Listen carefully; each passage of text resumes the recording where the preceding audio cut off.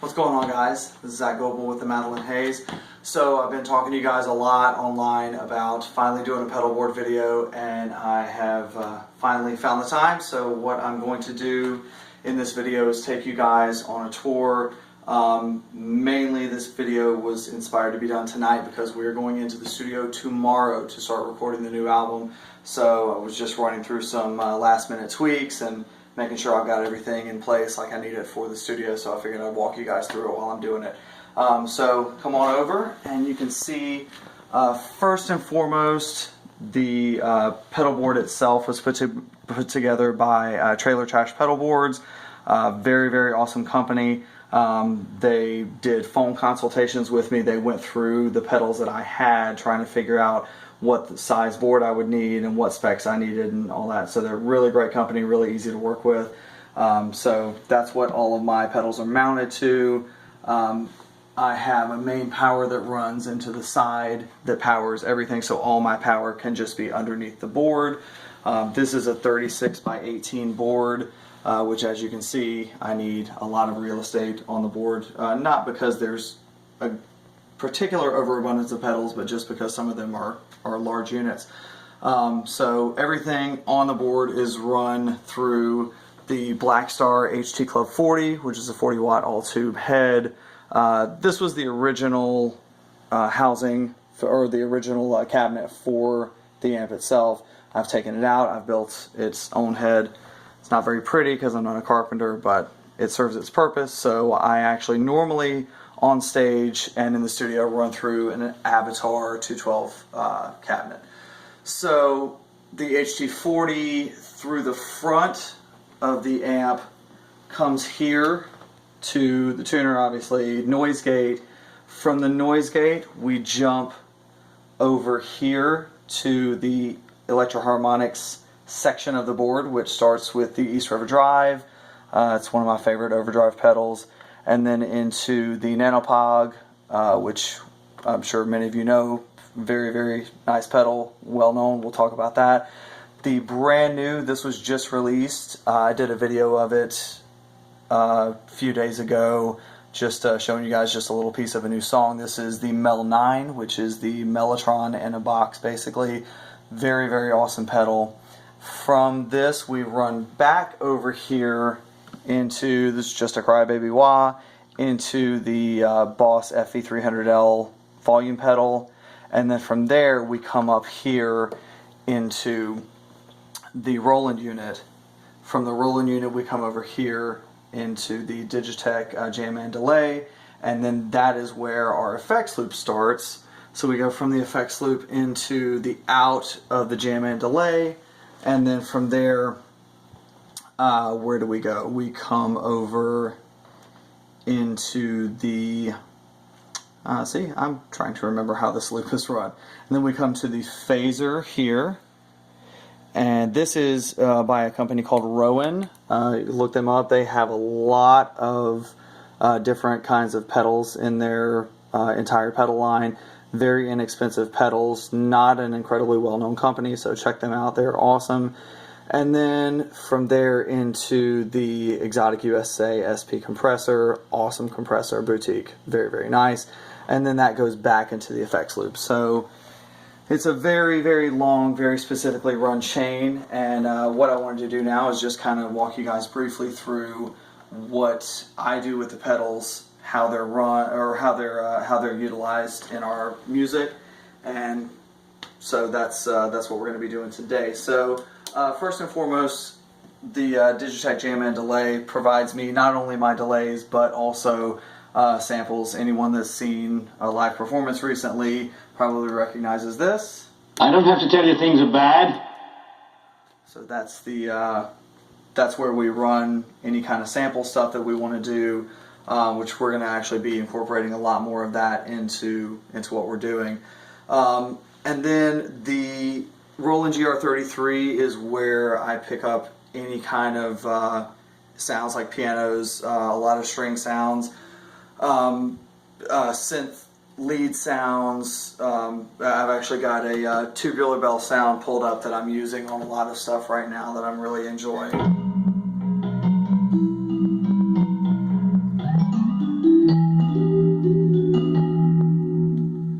kind of cool. I'm using that for some different things, and basically anybody that knows the Roland units knows they do a whole lot of stuff. But I'm using them for for just a few things here and there, organ sounds.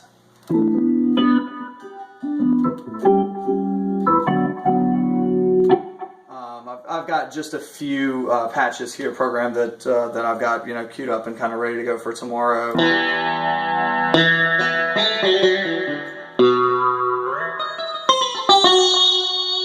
Little sitar sound, and then we've got the lovely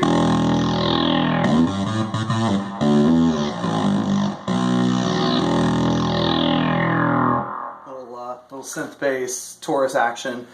So that's just a few sounds out of that I really like, that I use on a regular basis. A lot of phaser stuff that you're going to be hearing, all the phaser stuff that you're going to be hearing on the new album is from the Rowan, which has very, very nice tone to it.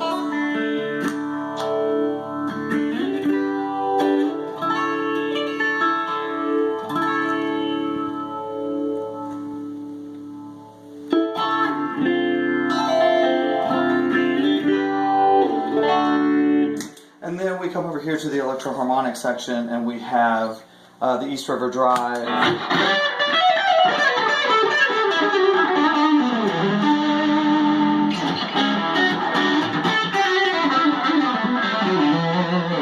Very nice sound.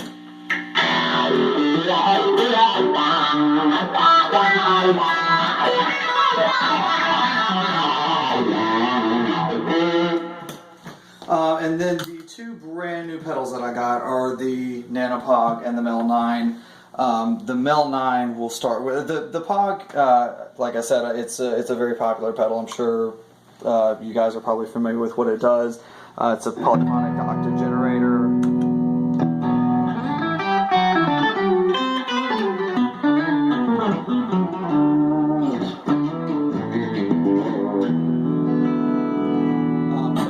Actually dial up a lot of higher octave stuff and get almost like 12 string type sounds with it. So if we crank that and we drop the sub octave,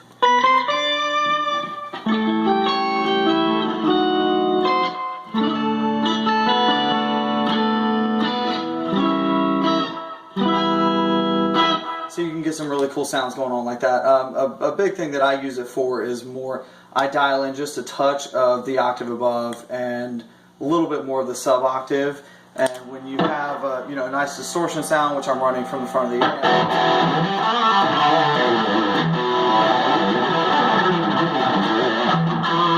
and then you throw that on top,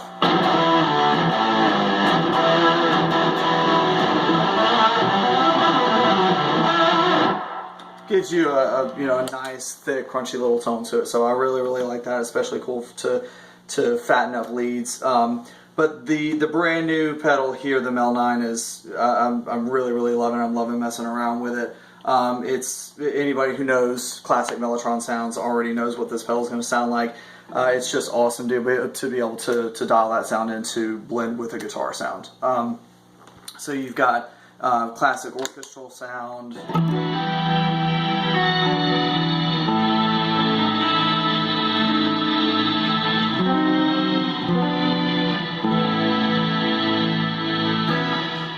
And when you're running the Mel 9, you've got a dry signal, wet signal. You've also got attack and sustain, so I can really control the dynamic change in in whatever instrument I'm choosing to use here.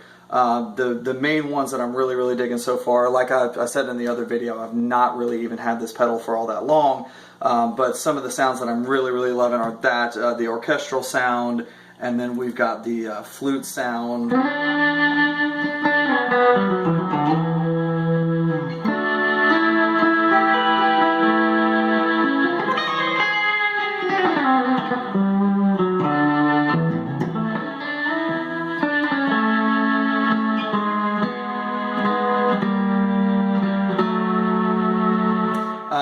The clarinet sound is also really nice.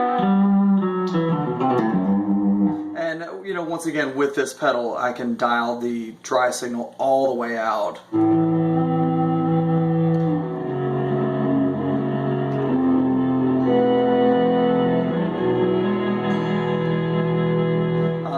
the really cool thing about my setup as well that I'm you know, having some fun experimenting with, is the combination of the Mel 9 and the Roland, whether or not my guitar is blended in at all. But let's say I blend in the guitar and I'm running a flute sound here, and then I run an organ sound here. So that's what's really been important for us as a trio. We've been trying to figure out ways to really expand our sound and without the necessity of adding another member, of really expanding what we do sonically speaking. So I've tried to handle a lot of that in the addition of different soundscape type pedals. So me being one guitar player, having these things at my disposal, you're hearing, say for instance, just as is, I'm one guy. And then just say, having a couple of sounds at my disposal can turn it into,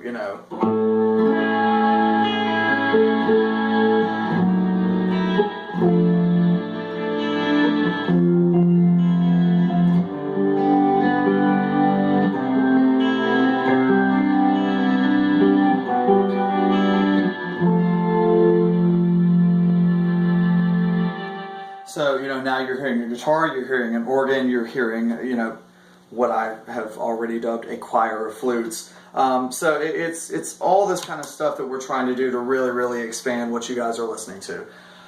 So that's a brief overview of the pedal. You've seen a little bit of what it can do. I will provide some more playing and some more clips of, a lot more different sounds at a later time, but just wanted to kind of walk you guys through what's going on here so you can see. And I hope you guys enjoyed. And any questions, comments that you have about the pedals or the setup, amp, guitars, which I didn't even walk you through, but I'll kind of go back through those later. I play Ibanez guitars, MIDI compatible pickups installed, so I'll go through setup of all that in another video, but axes we'll save for another time. So hope you guys have enjoyed.